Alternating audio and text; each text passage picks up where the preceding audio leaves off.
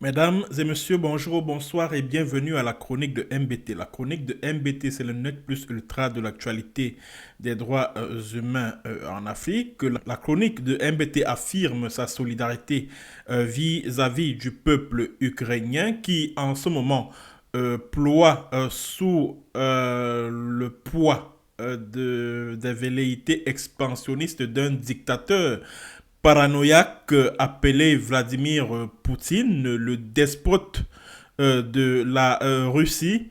Alors, c'est de cela qu'il sera question au cours de cette chronique MBT consacrée, bien évidemment, à la crise qui secoue en ce moment l'Ukraine.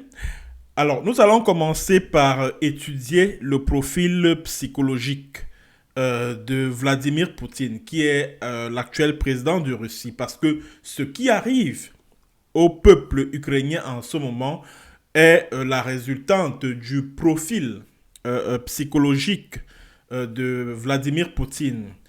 Bon, vous savez, Vladimir Poutine, c'est quelqu'un qui aime beaucoup les arts martiaux. C'est quelqu'un qui aime beaucoup les arts martiaux, qui aime beaucoup bagarrer.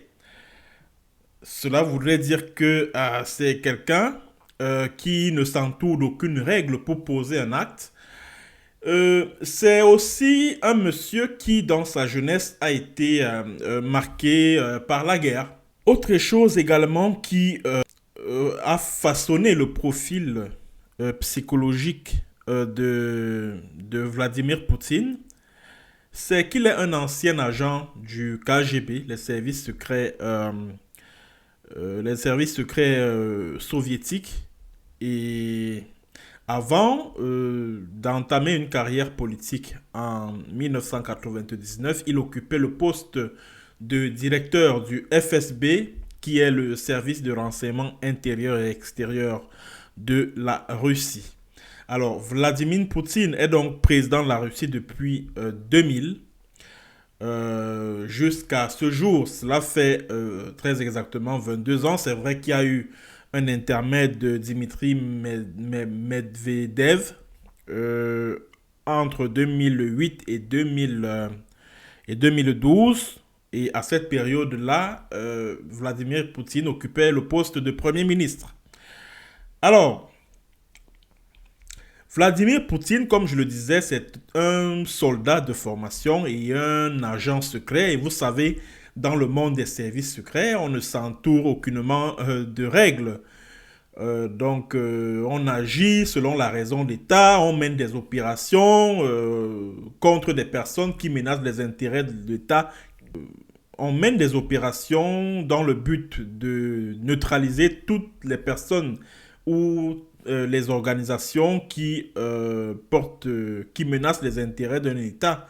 Et quand on mène ce type d'opération secrète ou clandestine, en tant qu'agent secret, on ne s'entoure d'aucune règle. Mieux, on viole même les règles qui existent. Et c'est exactement ce que Vladimir Poutine est en train de faire en Russie. Nous allons y revenir. Vladimir Poutine, c'est un militaire de formation.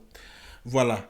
Donc, après avoir étudié le profil psychologique de Vladimir Poutine, qui est celui d'un soldat fou et voyou qui ne respecte rien ni personne, alors on en arrive donc aux multiples violations du droit international par Vladimir Poutine. J'ai entendu des gens, ou alors j'ai lu certains internautes sur les réseaux sociaux parler de la promesse qui avait été faite par les États-Unis de ne pas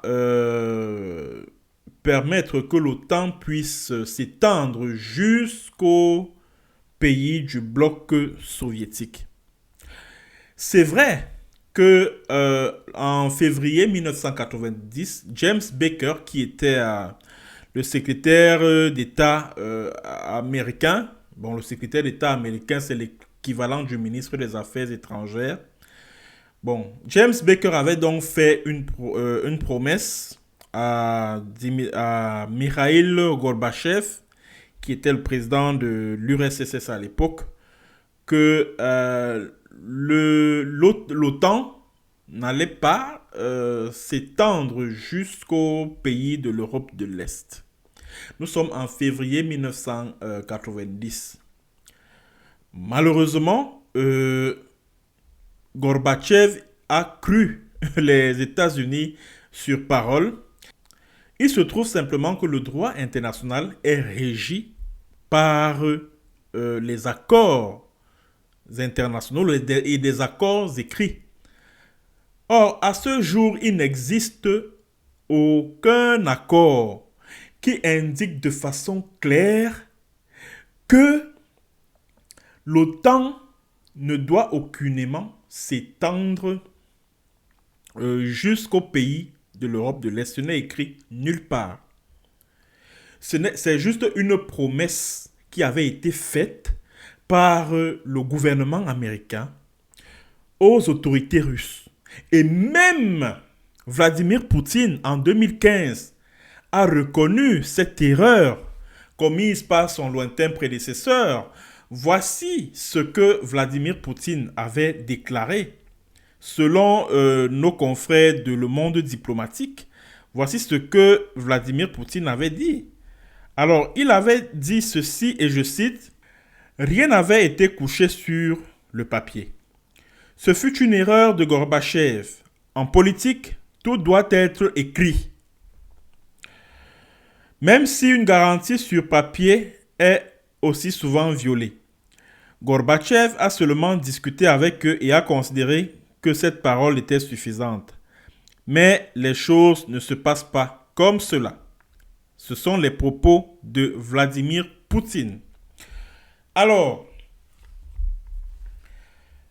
il n'y a donc pas eu, il n'y a donc aucune trace écrite d'une promesse faite par l'OTAN, par les États-Unis, de ne pas s'étendre jusqu'à ce qui était considéré à l'époque comme étant la zone d'influence de l'URSS.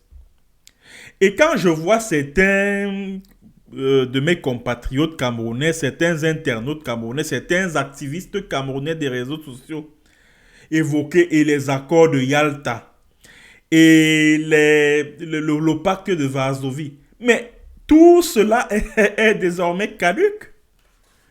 Tous ces accords qui ont été signés pendant la guerre froide sont désormais caducs. Parce que je me rends compte que beaucoup de gens sont nostalgiques de la période de la guerre froide. Mais écoutez, à une certaine période, l'URSS ne pouvait plus, c'est-à-dire que le bloc soviétique ne pouvait plus tenir et était condamné à se disloquer pour au moins 3 raisons. La première raison qui expliquait l'inévitable dislocation de l'URSS, c'est-à-dire que du système communiste de l'époque, c'était la catastrophe de Tchernobyl de 1986. À cette époque-là, le monde entier s'est rendu compte des limites de l'État-providence russe. Ça, c'est la première chose. Deuxième chose, il y a eu la chute des cours du pétrole et la pénurie des denrées alimentaires. La troisième chose, et qui est même d'ailleurs la plus importante, c'est que certains pays qui faisaient partie de l'URSS manifestaient de plus en plus. C'est-à-dire que nous sommes dans la période allant de la fin des années 70 jusqu'au début des années 90. Certains pays de l'URSS, tels que la Géorgie, tels que l'Azerbaïdjan, tels que la Tchétchénie, manifestaient déjà leur désir d'être des peuples souverains, d'être des États indépendants. Voilà 3, 2, 1. Voilà 3 des raisons pour lesquelles l'URSS était condamnée au dépérissement, à la dislocation. Le 8 décembre, donc, le 8 décembre 1991, le Bélarus, ou si vous voulez la Biélorussie, l'Ukraine et puis Russie elle-même vont signer des accords. C'est-à-dire que l'accord de Minsk de 1991. Alors, cet accord, ces accords de Minsk s'articulent autour de 5 points. Le premier point, c'est la reconnaissance mutuelle. Le deuxième point, c'est le respect de la souveraineté des États. Le troisième point, c'est le droit à l'autodétermination. Le quatrième point, c'est le principe de non-ingérence dans les affaires des États de la CEI, dans la communauté des États indépendants. Parce que l'accord de Minsk de décembre 91, c'est le traité fondateur de la communauté des États indépendants.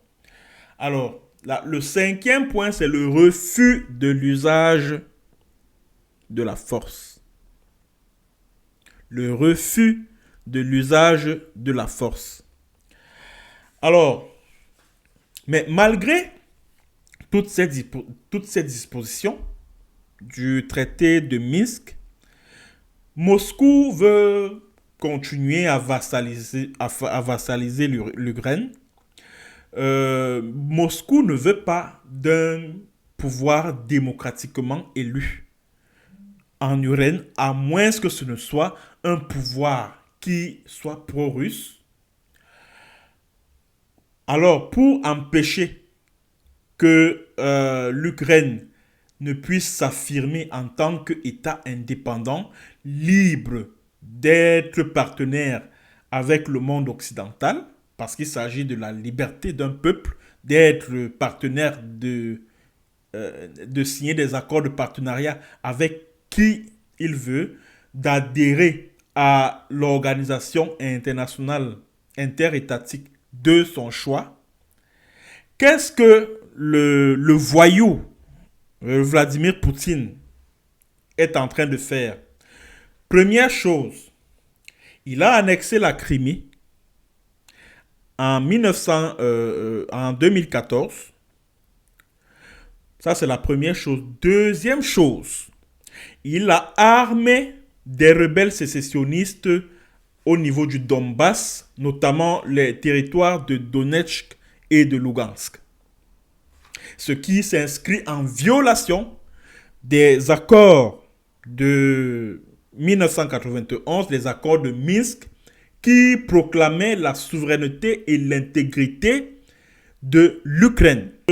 Face donc à cette folie expansionniste de Moscou au niveau de l'Ukraine, il y a d'abord eu un protocole, c'est-à-dire que le protocole aux accords de Minsk de 1991. Le protocole date du 5 septembre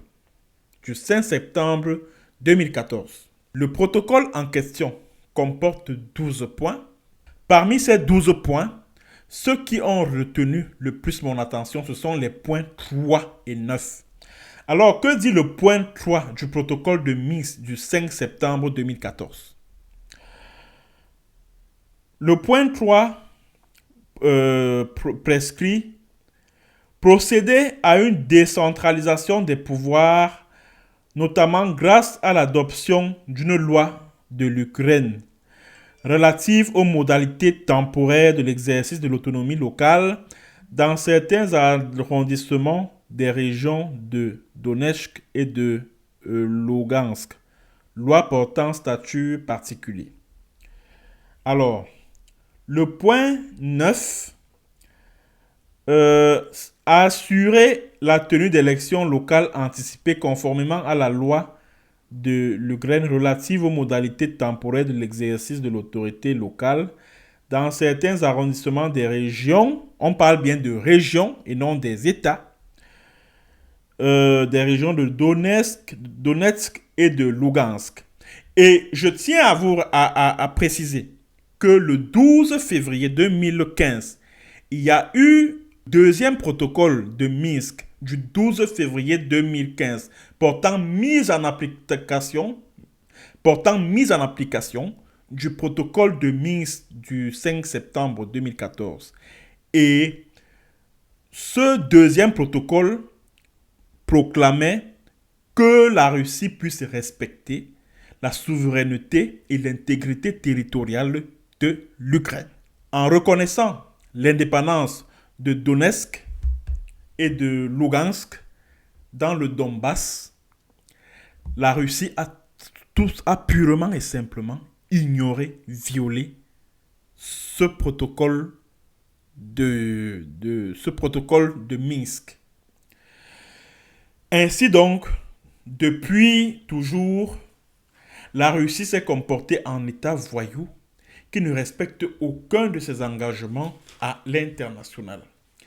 Et c'est l'occasion pour moi d'interpeller tous ces libres penseurs africains-là, qui en ce moment apportent leur soutien à la Russie en disant que oui, soutien à la Russie, etc., etc. La Russie doit défendre son territoire face à la pression de l'Occident, face à l'encerclement des forces de l'OTAN, face à la volonté pour l'Occident, notamment les États-Unis, d'amoindrir son influence dans le monde. Oui, il faut que la Russie s'affirme comme étant une puissance militaire, une puissance ci, une puissance ça, etc., etc. Bon, j'ai des préoccupations à émettre vis-à-vis de ces libres penseurs africains qui se revendiquent du panafricanisme. Aujourd'hui, vous encouragez la Russie à marcher sur l'Ukraine. Est-ce donc à dire qu'il existe d'invasions qui soient plus acceptables que d'autres?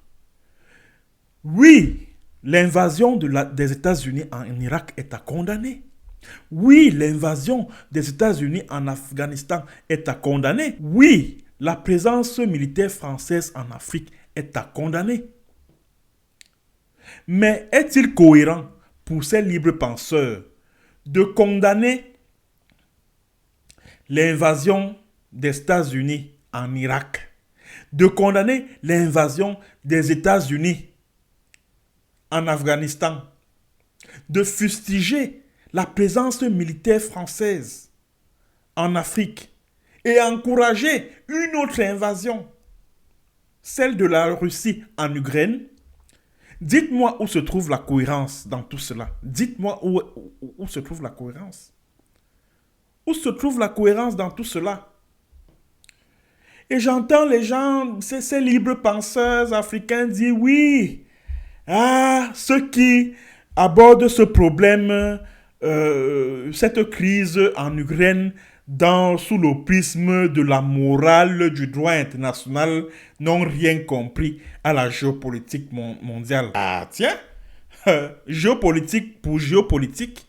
Alors, si vous tenez tant à la géopolitique, vous, ces panafricanistes-là, vous qui tenez tant à la géopolitique de la Russie, considérez également la présence militaire française en Afrique comme participant de la géopolitique. Pourquoi estimer que le Mali est un pays souverain qui a le droit de recourir à n'importe quel partenaire pour protéger son territoire contre les djihadistes? Pourquoi reconnaître la souveraineté du Mali face à la France et dénier cette souveraineté à l'Ukraine face à la Russie? Pourquoi vous, ces panafricanistes-là, vous qui passez votre temps à défendre la junte malienne, pourquoi vous n'accordez pas ce droit aux autorités ukrainiennes de recourir à l'OTAN pour combattre les rebelles séparatistes sur leur territoire qui sont soutenus par Moscou? Pourquoi vous déniez ce droit à l'Ukraine? L'Ukraine n'a-t-il pas le droit de défendre son territoire, de trouver des voies et moyens auprès de quelques partenaires qui soient pour sécuriser son territoire. Pourquoi dénier au peuple ukrainien ce que vous accordez au peuple malien, à savoir la souveraineté, l'indépendance de son territoire? Pourquoi? Si vous tenez tant, vous ces panafricanistes-là, vous ces libres penseurs africains-là, si vous tenez tant à la géopolitique de la Russie, admettez donc que l'invasion des États-Unis en Irak en 2003 s'est opérée au nom de la géopolitique mondiale. Alors pourquoi venir se plaindre de cette invasion? Pourquoi? Pourquoi se plaindre de ce que oui, pourquoi condamner l'assassinat de Kadhafi en Libye par l'OTAN? Ben, ça participait de la géopolitique. Cette géopolitique-là que vous défendez, que vous reconnaissez à la Russie au niveau de l'Ukraine. Aussi simple que ça. Aussi simple que ça. Dans la vie, il faut que l'on soit un tout petit peu cohérent. Et j'entends les gens dire que, oh, vous voyez, la Russie a pleinement le droit de réagir, hein, parce que sa sécurité est menacée par l'OTAN qui veut installer une base au niveau de l'Ukraine. Mais c'est du n'importe quoi. Mesdames et messieurs, regardez cette carte. Regardez la carte là sur le petit écran. Regardez cette carte. Regardez-la très bien. Parce que les panafricanistes, les libres penseurs panafricanistes là nous disent que voilà, la Russie intervient en Ukraine parce qu'elle veut éviter que l'OTAN ne s'installe à ses portes. Regardez très bien la carte là. Vous voyez très bien que les points rouges là représentent le camp militaire russe permanent. Et le rond rouge symbolise le camp militaire russe récent. Et quand vous remarquerez que les bases militaires russes sont positionnées au niveau de la Biélorussie. C'est-à-dire qu'elles sont installées à l'intérieur de la Biélorussie. C'était qui est même déjà une violation des accords de Minsk, tant de 1991 que de 2000, c'est-à-dire que les accords de Minsk de 91 qui proclament l'indépendance et l'intégrité territoriale de la Biélorussie. Mais la Russie a installé ses bases militaires à l'intérieur de la Biélorussie et aux portes de la Pologne. Aux portes de la Pologne. Mais ça, les russophones là, africains, qui supportent Vladimir Poutine, le voyou là, ne voient pas ça. Ils ne voient pas ça. Ils ne voient pas ça. Ils ne voient pas cette base militaire qui est pratiquement à la porte de la Pologne. Et il y a une base et il y a une base militaire de l'OTAN au niveau de la Pologne. Donc ça veut dire que ces membres de l'OTAN n'ont pas eux aussi le droit d'évoquer les menaces vis-à-vis de la sécurité de leur territoire pour contrer l'avancée de la Russie. Elles n'ont pas le droit d'évoquer. Est-ce que vous avez donc entendu la Pologne se plaindre de la présence de ce camp militaire récent là, hein? De ce camp militaire russe récent à sa porte? Est-ce que vous avez entendu la Lituanie, la Lettonie, l'Estonie? L'Estonie a pourtant une base militaire de l'OTAN à quelques kilomètres de la Russie. Comme vous-même, vous pouvez vous en rendre compte sur cette carte. Voilà, l'Estonie a une base de l'OTAN. La Lettonie a une base de l'OTAN. Et ces deux pays sont aux portes de la Russie. Pourquoi la Russie ne réagit pas pour bombarder l'Estonie et la Lettonie? Pourquoi attaque-t-elle pourquoi la Russie attaque-t-elle l'Ukraine qui n'a pas de base de l'OTAN sur son territoire? Ça veut tout simplement dire que l'argument sécuritaire qui est avancé par Moscou est fallacieux. Le seul et unique problème, c'est-à-dire que le seul et unique problème de la Russie, c'est qu'elle est nostalgique de l'URSS et veut reconstituer ce bloc. Tout simplement. Et voilà pourquoi elle s'arrange à ce que ce soit à la tête de l'Ukraine qu'un gouvernement qui soit sous sa botte, qui soit à ses ordres. Et ça, les panafricanistes qui soutiennent le Mali, qui soutiennent la jeune militaire malienne, encouragent ça. Donc ça veut dire que, selon eux, il y a un impérialisme qui soit plus acceptable qu'un autre. Ce qui n'a pas de sens. Ce qui n'a pas de sens. Il n'y a pas d'impérialisme qui soit plus tolérable, plus juste qu'un autre. Ça n'a pas de sens. Parce que j'entends les gens dire oui, vraiment, l'Ukraine a le droit, le Mali, par exemple, a le droit de signer des accords de partenariat avec qui il veut en tant qu'État souverain pour sécuriser son territoire. Et ces mêmes panafricanistes dénient ce droit à l'Ukraine. Au contraire, ils encouragent même la Russie à imposer un gouvernement qui lui soit favorable en Ukraine. Ça ne fait pas sérieux et c'est intellectuellement malhonnête. Et ça, je ne suis pas prêt à l'encourager. Que ceux qui parlent de la géopolitique, mais qu'ils acceptent donc. Qu'ils acceptent le fait que, oui, Gbagbo, par exemple, Laurent Gbagbo en Côte d'Ivoire, aurait dû accepter que Ouattara a été élu président de la République en 2011 au nom du rapport de force en politique, au nom de la géopolitique. Pourquoi donc avoir défendu Gbagbo? Pourquoi avoir dénoncé les agissements de la France et de l'ONU en Côte d'Ivoire?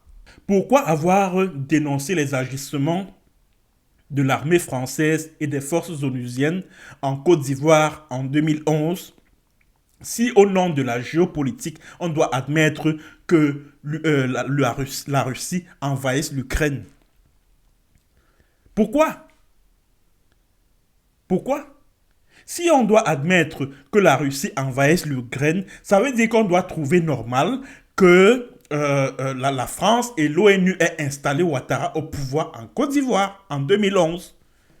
Aussi simple que ça. Dans ce cas, qu'on ne se plaigne donc plus de l'impérialisme occidental en Afrique.